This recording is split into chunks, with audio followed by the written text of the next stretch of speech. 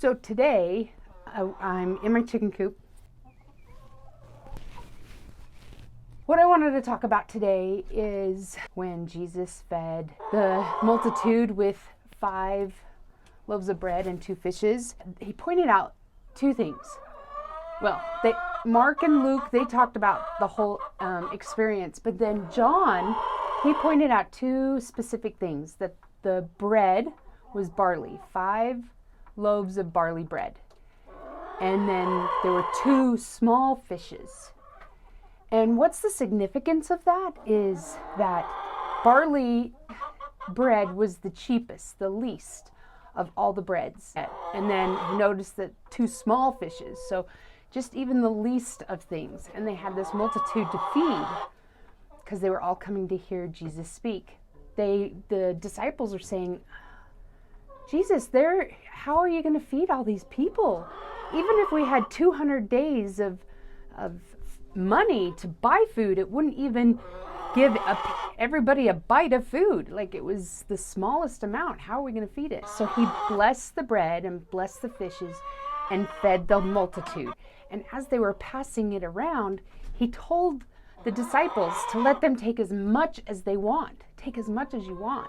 12 baskets of food left over. Even the least of us, if we want to bring Christ in, if we want to bring Heavenly Father into our lives, He will multiply it. He will take the least person, the least talent, whatever it is, He'll take that little bit and He'll multiply it for good.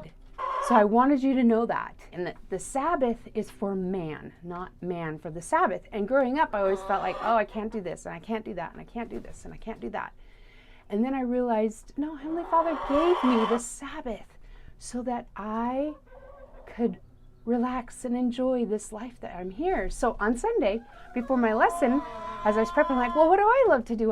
What do I love? And I love to cook. I got this new donut pan that you bake donuts in the oven. And I thought, okay, I'm going to try it. And I made a couple batches, and I was testing out timing and everything, and they were in a little too long, so I was thinking that they were burnt, and I was just thinking, oh, these aren't even of any value. They're just horrible. I should just feed them to the chickens. I went back and forth, and just had them on a cookie pan. I went to church. And then I told my husband, okay, it's not going to be worth anything if I just feed them to the chickens. I did a good deed. I have to follow through with it. If people don't like them, if they don't like the donuts, they don't have to eat them. Oh, and another thing is I couldn't find my powdered sugar. So I'm like, there's no frosting. They're just a cake donut. How embarrassing. They're not even perfect because I have a certain way I want things. Like Martha Stewart or all those Joanna Gaines type people, and look, and Pinterest perfect and Instagram perfect, and they're not.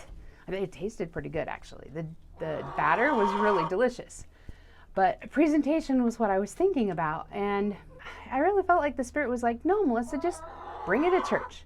If they don't like it, they don't like it. They don't have to eat it. So I had Keith go get the donuts, and I told everybody the story, and afterwards people came and they ate all the donuts. They were all gone, and everybody loved them. And then a couple neighbors, they said, if you run out of something, come and ask, what happened to a cup of sugar from your neighbor? And I realized, oh, I need to learn how to ask for help. That's something I'm working on. I don't know if it's tough for you. Leave a comment if asking for help is tough for you. That's my Sunday donut story. To take, even if you think it's something little, and still move forward. Doing is better than not, because I would have wasted that whole experience and giving and serving, and it wouldn't have benefited me at all or benefited others. Or I think Heavenly Father just wanted me to follow through. It doesn't have to be perfect. Done is better than nothing. If you have a good heart, you're doing good. Listen to that Spirit and go and do good. If it's telling you to do something crazy, like drop off a loaf of bread at your neighbor's house, go do it. Well, just listen to the Spirit this week. That's what I challenge you to do. Can you listen to the Spirit, even if it's just an inkling, and see if you can get that muscle to grow? Because that's what we need to be doing, is growing that muscle of listening to the Spirit and actually following through with it.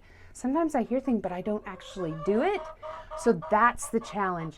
Can we do what the Spirit tells us? If it's a good thing, if it's good, let's do it. Okay? Here's me in my chicken coop, shoveling poop. Have a great day.